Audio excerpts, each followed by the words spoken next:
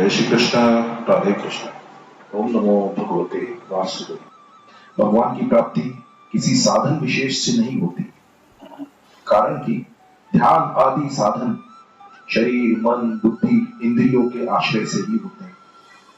शरीर मन बुद्धि इंद्रियां आदि प्रकृति के कार्य होने से जड़ वस्तुएं, जड़ पदार्थों के द्वारा चिन्मय भगवान खरीदे नहीं जा सकते, क्योंकि प्रकृति के संपूर्ण पदार्थ मिलकर भी चिन्मय परमात्मा के समान कभी नहीं हो सकते।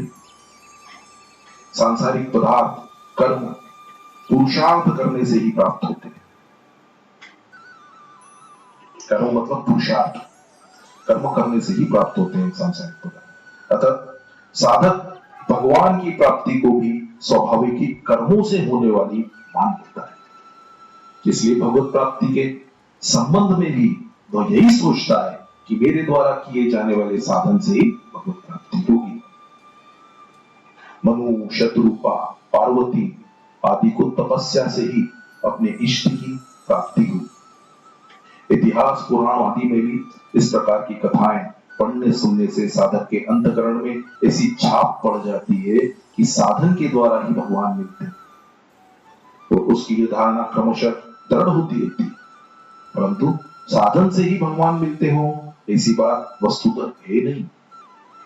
तपस्या आदि साधनों से जहां भगवान की प्राप्ति हुई दिखती है, वहां भी वह जड़ के साथ माने हुए संबंध का सर्वथा विच्छेद होने से ही हुई है, न कि साधनों से। साधन की सार्थकता असाधन, असाधन मतलब जड़ के साथ माने हुए संबंध का त्याग करने में ही। भगवान सबको सदा सर्वदा स्वतः प्राप्त है ही, किंतु जड़ता के साथ माने हुए संबंध का सर्वथा त्याग होने पर ही उनकी प्रत्यक्ष अनुभूति होती है। इसलिए भगवत प्राप्ति जड़ता के द्वारा नहीं, प्रत्युत जड़ता के त्याग संबंध विच्छेद से ही होती है। अतः जो साधक अपने साधन के बल से भगवत प्राप्ति मानते हैं, वे बड़ी भूल में। साधन की सार्थकता केवल जड़ता का त्याग कराने में। इस रहस्य को न समझकर साधन में ममता करने और उसका आश्रय लेने से साधक का जड़ के साथ संबंध बना रहता है। जब तक हृदय में जड़ता का किंचित मात्र भी आदर है, तब तक भगवत प्राप्ति कठिन है। इसलिए साधक को चाहिए कि वह साधन की सहायता से जड़ता के साथ सर्वथा संबंध विच्छेद करे। एकमात्र भगवत प्राप्ति के उपदेश से किए जाने वाले साधन से जड़ता का संबंध सुगमता पूर्वक छूट जाता है। परिशिष्ट भाव है कि मन बुद्धि भगवान की अपरा प्रकृति है। भगवान की प्रकृति अर्थात स्वभाव होते हुए भी अपरा प्रकृति भगवान से भिन्न स्वभाव वाली जड़ एवं परिवर्तनशील है। परंतु परा प्रकृति जीवात्मा भगवान से भिन्न स्वभाव वाली नहीं है। इसलिए भगवान के साथ साधर्म्य प्रकृति का इसलिए भगवान के साथ साधर्म्य प्रकृति का नहीं है, प्रत्युत जीव स्वयं का। मन बुद्धि प्रकृति के जाति के हैं, अर्थात वे प्रकृति के अंश, पर हम स्वयं भगवान के अंश हैं। अतः स्वयं और मन बुद्धि में जातीय भिन्नता है। आकर्षण एवं मिलन सजातीयता में ही होता है, विजातीयता में नहीं, यह नियम है।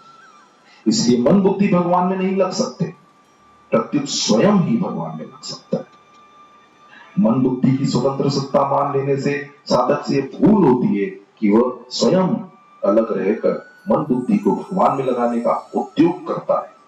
परंतु वास्तविकता यह है कि भगवान में स्वयं ही लगता है, मन बुद्धि नहीं लगती। जब स्वयं भगवान में लगता है, तब मन बुद्धि अपने आप छूट जाते हैं, अर्थात उनकी सत्ता रहती ही नहीं, प्रत्युत एक भगवान ही रह जाते हैं। कारण कि वास्तव में मन बुद्धि की सत्ता थी ही नहीं, जीव ने ही उसको सत्ता दे दी थी। इसलिए गीता में ममन्ना भव आदि पदों से जो मन लगाने की बात आई है, वो वास्तव में स्वयं को भगवान में लगाने का उपाय है। भगवान में मन बुद्धि लगाने से मन बुद्धि तो नहीं लगते, पर स्वयं लग जाता है। कारण कि जीव का स्वभाव है कि वह वही लगता है जहां उसके मन बुद्धि लगते हैं। जिसे सुई जहां जाती है धागा वहीं जाता है, ऐसे ही मन बुद्धि जहां जाते हैं स्वयं वहीं जाता है। संसार को सत्ता और महत्ता देकर उसके साथ संबंध जोड़ने से मन बुद्धि संसार में लग गए, और संसार में मन बुद्धि लगने से जीव स्वयं संसार में लग गए। इसलिए जीव को संसार से हटाने के लिए भगवान मन बुद्धि को अपने में लगाने की आज्ञा देते हैं। जैसे सुनार सोने को शुद्ध करने के लिए उसको अग्नि में तपाता है, तो सोने में मिला हुआ विजातीय पदार्थ खोट अलग हो जाता है और सोना शुद्ध रह जाता है। ऐसे ही भगवान में लगाने से मन बुद्धि अलग हो जाते हैं और स्वयं भगवान में मिल जाता है, अर्थात केवल भगवान रह जाते हैं। श्रीमद् भागवत में भगवान कहते हैं, विषयों का चिंतन करने से मन विषयों में फंस जाता है और मेरा स्मरण करने से मन मेरे में विलीन हो जाता है, अर्थात मन की सत्ता रहती ही नहीं। तात्पर्य है कि भगवान में लगाने से मन बुद्धि भगवान में लगते नहीं प्रत्युत लीन हो जाते हैं, क्योंकि मूल में अपरा प्रकृति भगवान का ही स्वभाव है।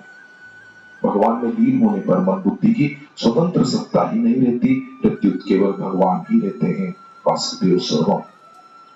दूसरे शब्दों में मन बुद्धि संसार से तो हट गए पर भगवान को पकड़ नहीं सके, इसलिए उनकी स्वतंत्र सत्ता रहती ही नहीं, केवल भगवान रह जाते हैं।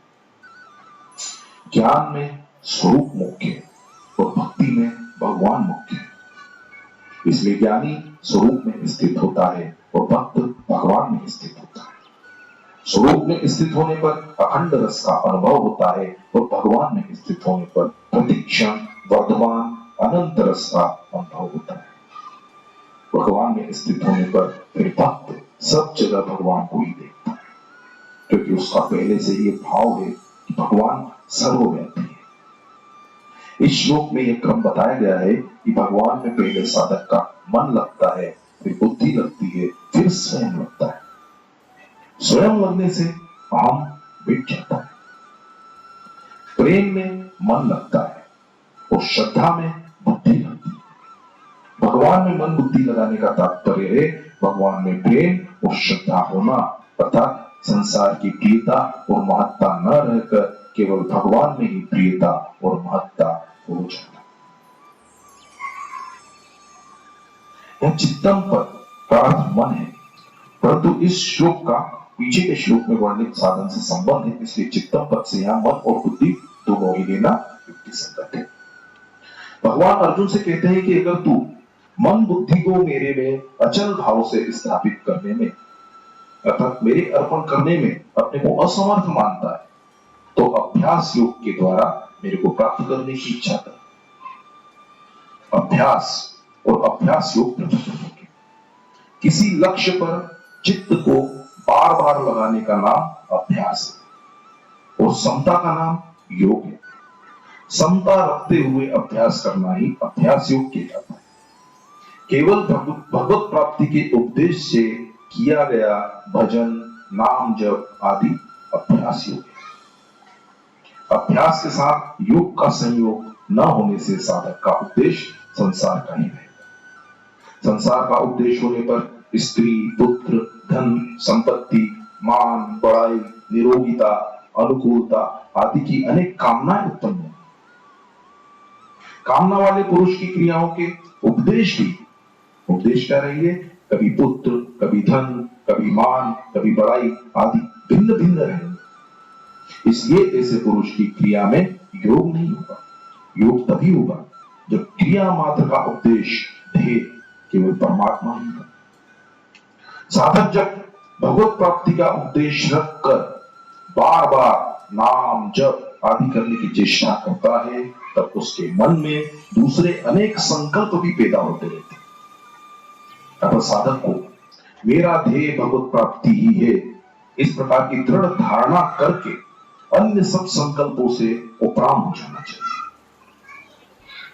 इन पदों में भगवान अभ्यास योग को अपनी प्राप्ति का स्वतंत्र साधन बताते हैं। पीछे के श्लोक में भगवान ने अपने में मन बुद्धि अर्पण करने के लिए कहा, अब इस श्लोक में अभ्यास योग के लिए कहते हैं। इससे धारणा हो सकती है कि अभ्यास योग भगवान में मन बुद्धि अर्पण करने का साधन है। अतः पहले अभ्यास के द्वारा मन बुद्धि भगवान के अर्पण होंगे, फिर भगवान की प्राप्ति होगी। परंतु मन बुद्धि को अर्पण करने से ही भगवत प्राप्ति होती हो, ऐसा नियम नहीं है। भगवान के कथन का तात्पर्य यह है कि यदि उपदेश भगवत प्राप्ति ही हो, उपदेश के साथ साधक की पूर्ण एकता हो, तो केवल अभ्यास से ही भगवत प्राप्ति हो जाएगी। जब साधक भगवत प्राप्ति के उपदेश से बार बार नाम जप भजन कीर्तन श्रवण आदि का अभ्यास करता है, तब उसका अंतकरण शुद्ध होने लगता है और भगवत प्राप्ति की इच्छा जागृत हो जाती है। सांसारिक सिद्धि असिद्धि में सम होने पर भगवत प्राप्ति की इच्छा तीव्र हो जाती है। भगवत प्राप्ति की तीव्र इच्छा होने पर भगवान से मिलने के लिए व्याकुलता पैदा हो जाती है। यह व्याकुलता उसकी अवशिष्ट सांसारिक आसक्ति एवं अनंत जन्मों के पापों को जला डालती है। सांसारिक आसक्ति तथा पापों का नाश होने पर उसका एकमात्र भगवान में ही अनन्य प्रेम हो जाता है और वह भगवान के वियोग को सहन नहीं कर पाता। जब भक्त भगवान के बिना नहीं रह सकता, तब भगवान भी उस भक्त के बिना नहीं रह सकते, अतः भगवान भी उसके वियोग को नहीं सह सकते और उस भक्त को मिल जाते। साधक को भगवत प्राप्ति में देरी होने का कारण यही है कि वह भगवान के वियोग को सहन कर रहा है। यदि उसको भगवान का वियोग असह हो जाए तो भगवान के मिलने में देरी नहीं होगी। भगवान की देश काल वस्तु व्यक्ति आदि से दूरी है ही नहीं। जहां साधक है वहां भगवान है ही।